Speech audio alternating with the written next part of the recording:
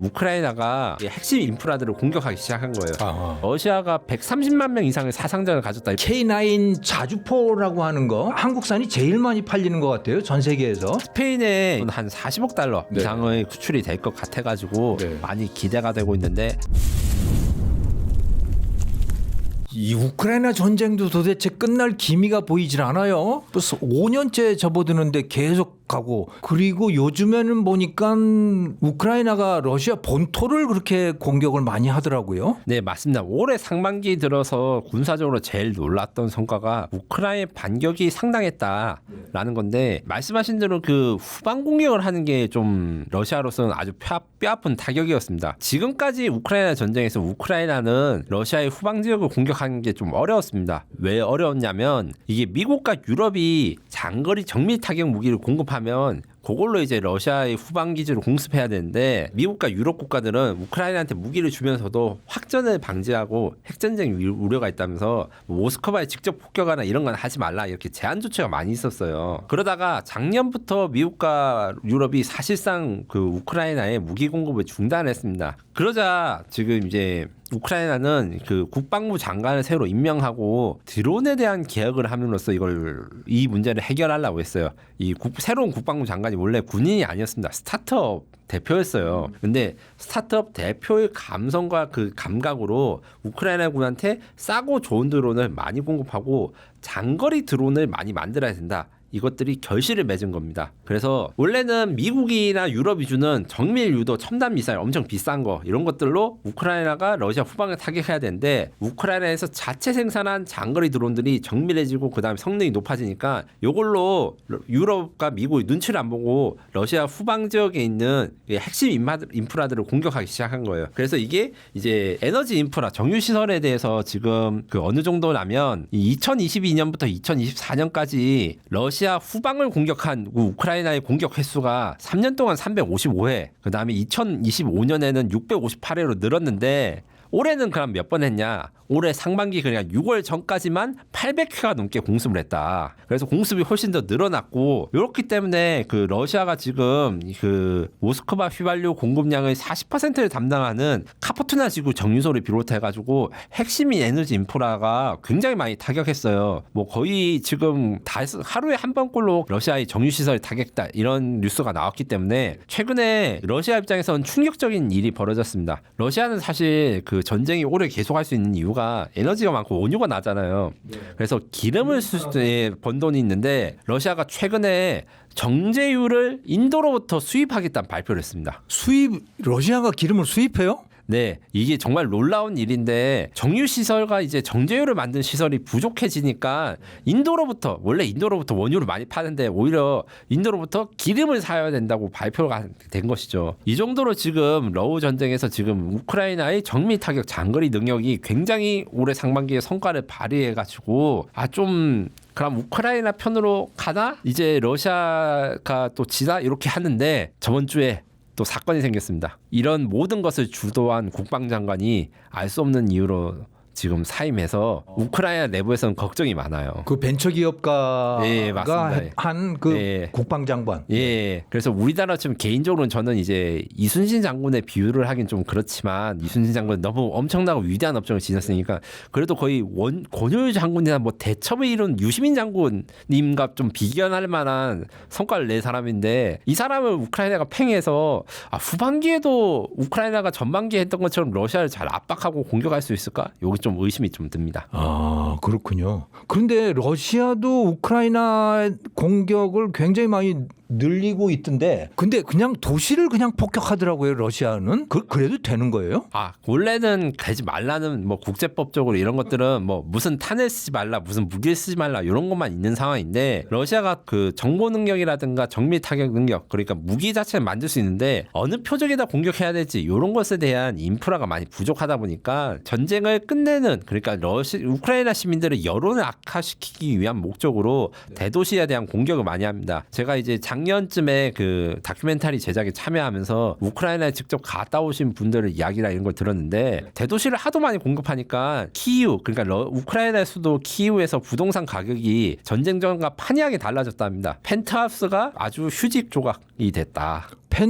높을수록 위험하군요. 그래서 저층 건물과 낮은 옛날 집 같은 시설들이 집값이 천정부지로 뛰어오르고 고층 아파트나 펜트하우스는 드론 공격에 너무 취약하기 때문에 가격이 너무 삐어지고 이제 빈집으로 남고 그 부자들이 그 집을 버리고 이런 경우가 굉장히 많다고 합니다. 그러니까 러시아의 공격이 고층 아파트들을 타겟으로 하고 있는 거네요. 맞추기가 너무 좋잖아요. 그런 단점이 있습니다. 이 낮은 데들은 이 높은 건물 속에 피해가지고 이렇게 가야 되니까 이런 게 또 이제 부동산까지 영향을 준다고 합니다. 근데 우크라이나가 또 러시아 원유를 수출하는 배들, 소위 그림자 선단이라고 하는 걸 또 그렇게 많이 공격을 했다고 그래요. 그건 또 어떻게 되고 있습니까? 네. 흑키아 아조프에 그래서 10일 동안 136척의 러시아 그림자 선단을 타격해서 136척. 네. 이게 이제 격침은 아닙니다. 공격 횟수입니다. 여기 그래서 러시아가 에너지 수출에 또 어려움을 겪고 있는 한 가지 요인입니다. 2026년 7월 22일 기준으로 우크라이나의 무인 시스템군 사령관, 우크라이나는 육해공군이 있고 무인 드론군이 따로 있습니다. 드론군 사령관인 로베르트 브로브디가 그 22일 기준 이틀 동안 러시아 선박 13척을 투하로 타격했다. 하루에 한 6, 7척씩 반드시 터진다. 이렇게 발표를 했습니다. 그리고 이런 것들 때문에 자국산 수상 드론으로 러시아 보안국 경비정이라든가 전쟁 초기에는 모스크바급 이제 구축함 이런 군함들을 공격했다가 이제 상선까지 타격하니까 이제 흑해에서 러시아가 거의 활동을 하기 못하는 거죠. 러시아는 이제 뭐 송유관으로 수출하는 거랑 배로 수출하는 거 이게 있는데 흑해를 제외하고는 배로 수출할 수 있는 수단이 마땅치 않습니다. 그런데 이것을 우크라이나의 USV 이거는 언맨드 시 비클 그러니까 무인 수상함들이 자폭보트 같이 계속 공격을 하니까 이게 버틸 수가 없는 것이죠. 그러니까 수출하기가 굉장히 어렵겠군요, 러시아가. 네. 예, 그래서 아까 전에 제가 말씀드린 러시아가 이제 원유 수출도 안 되고 이러니까 기름을 수입해야 되고 육로를 수입하고 그것도 인도 같은 데 통해서 이런 상황들이 계속되는 것은 러시아 경제에 엄청난 타격을 줄 수 있을 것이다라고 생각이 듭니다. 러시아 국민들도 지금 좀 난감하고 화도 나고 뭐 그럴 것 같아요. 네, 그렇습니다. 실제로 그리고 러시아가 하도 이제 도심지 이런 것들을 타격하니까 우크라이나도 이제 어떻게 하고 있냐면 러시아 사람들 특히 이제 모스크바라든가 샹트페테르부르크 같은 핵심 계층들이 사는 이 사람들의 삶을 좀 공격하고 있어요. 무슨 말이냐면 7월 20일 우크라이나가 물류센터를 드론으로 타격합니다. 이 물류센터는 이제 러시아판 아마존이라 불리고 러시아 최대의 그 물류업체 그 쇼핑몰 업체의 창고를 타격했는데 이것 때문에 배달하던 이런 것들이 다 날아갔어요.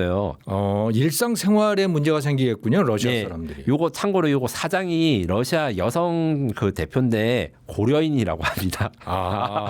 우리처럼 생긴 사람이에요? 예, 그렇죠. 아시안 한국계 3세, 4세 정도 되신 분인데 이런 식으로 해서 이제 정말 러시아 실제 서민들의 삶까지 전쟁이 위협적으로 들어온 것이죠. 이걸로 해서 좀 전쟁이 종료되고 푸틴이 마음을 좀 고쳐서 휴전 협상이 적극적으로 나오면 좋겠지만 아직까지는 그렇지는 않다. 푸틴이 주춤하지 않습니까? 주춤하고 있는 건 사실입니다. 공개적으로 지금 러시아가 위험하고 경제가 어렵다는 말을 하기 시작했어요. 물론 이런다 해가지고 사실 푸틴이 말이 이제 민주 정치고 투표를 하지 사실상 독재 정치에 가깝기 때문에 그가 생각을 바꿀지 아니면 이제 러시아 시민들한테 계속 참으라고 할지 요거는 좀 지켜봐야 됩니다. 그 뉴스를 보면 50만 명 동원령을 내리겠다 뭐 이런 이야기가 있는데 그건 무슨 소리예요? 지금까지는 동원을 안 했습니까? 네, 그렇습니다. 그 사실은 2023년쯤에 그 30만 명 이제 부분 동원령 내렸다가 엄청 큰 비판과 이제 반대 여론을 딛고 동원령이 중단된 적이 있었는데 50만 명 동원설은 사실은 러시아에서 나온 소식이 아닙니다.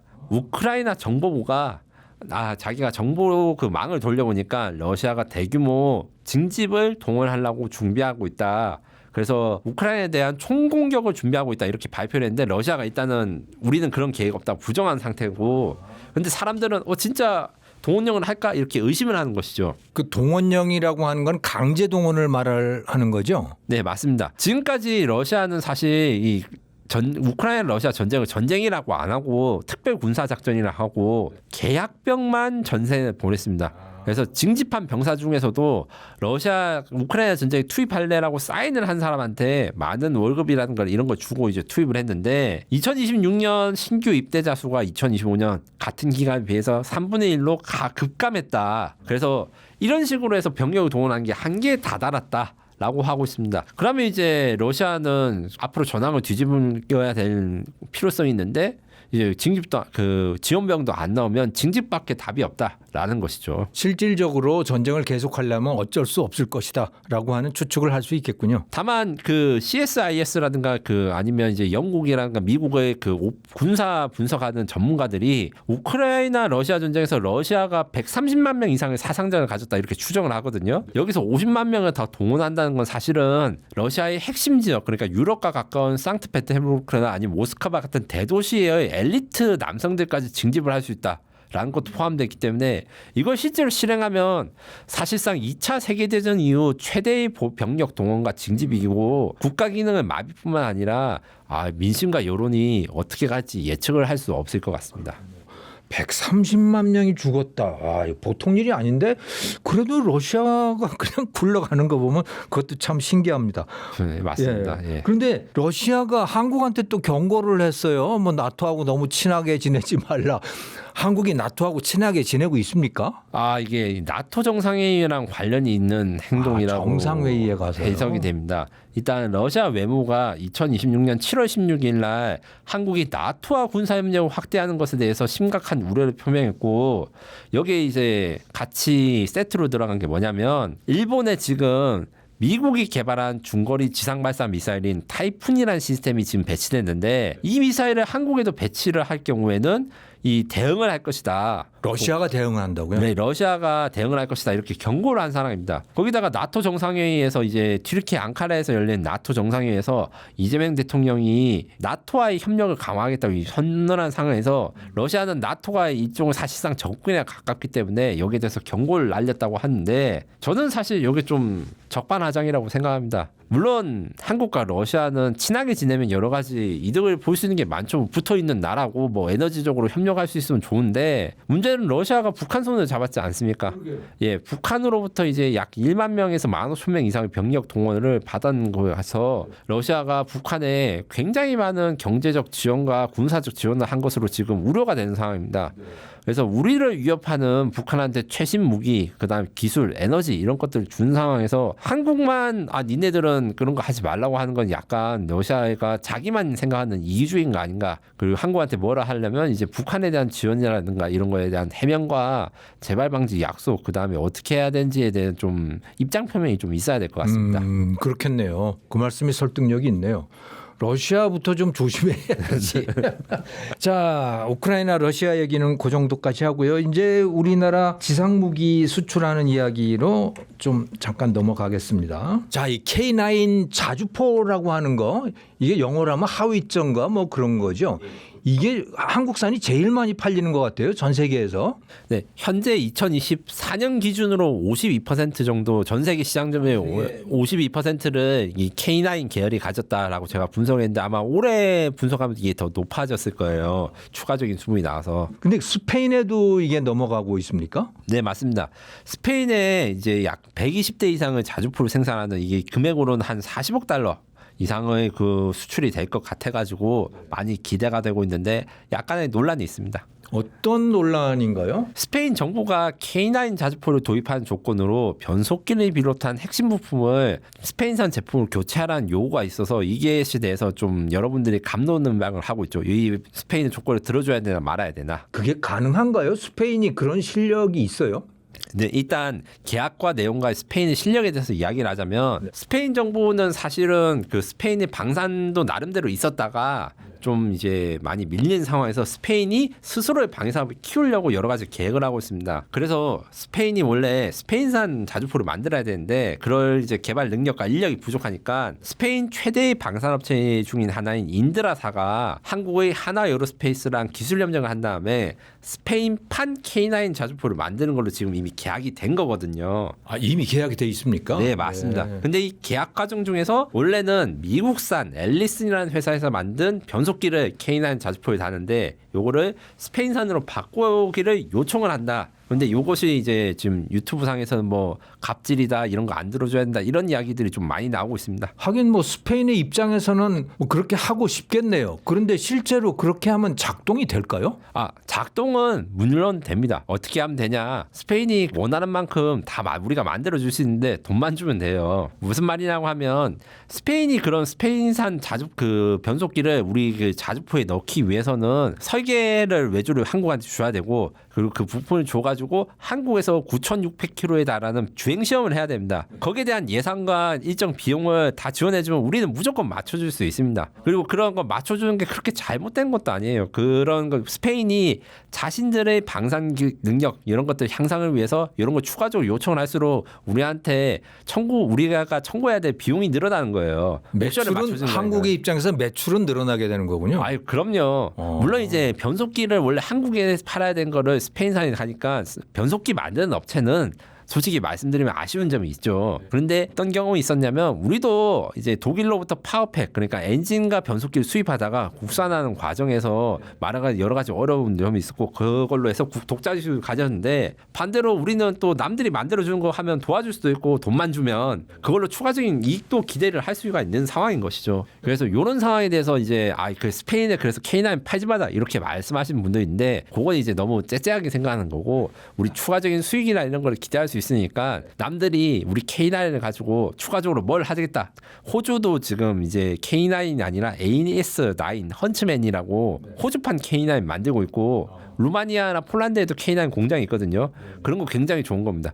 그렇게 하면 우리가 더 비싸게 팔 수 있어요. 그러니까 한국 기술이 세계 곳곳에 진출을 해서 그 나라판 K9이 또 계속해서 만들어지는 과정이라고 보면 되겠군요. 예, 그 과정에서 우리가 손해를 보는 게 아니라 걔들이 그렇게 하려면 추가적인 개발비를 우리한테 내야 된다. 그것은 다 우리한테 이득이 된다라고 생각하시면 됩니다. 그 한국의 전차가 또 페루에 돌아다닌다 뭐 그런 이야기도 뉴스에 나오더라고요.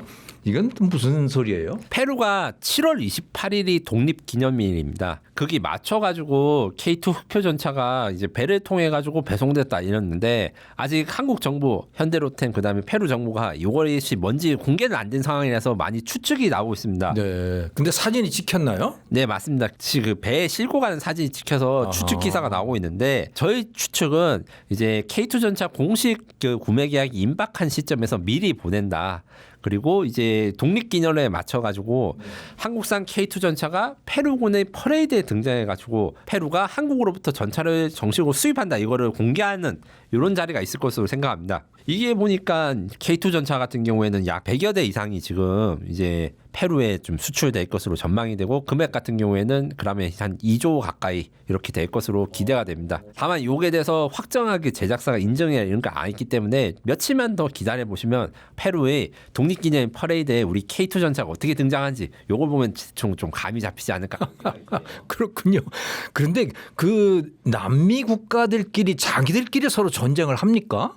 비슷비슷한 나라들인 것 같은데 다. 20세기 초반에는 국지적인 분쟁들이 상당히 있었고 이제 국경선 문제가 아무래도 정글로 이제 국경선이 그어지다 보니까 항상 이제 문제가 생길 수가 있습니다. 다만 그렇다 해가지고 전면전이 일어난 것은 아니고 국지전 같은 건 위험이 있기 때문에 남미 국가들은 나름대로는 이제 무장을 준비하고 있는 것이 있고 방위사업대에 대해서 관심도 있습니다. 그렇군요.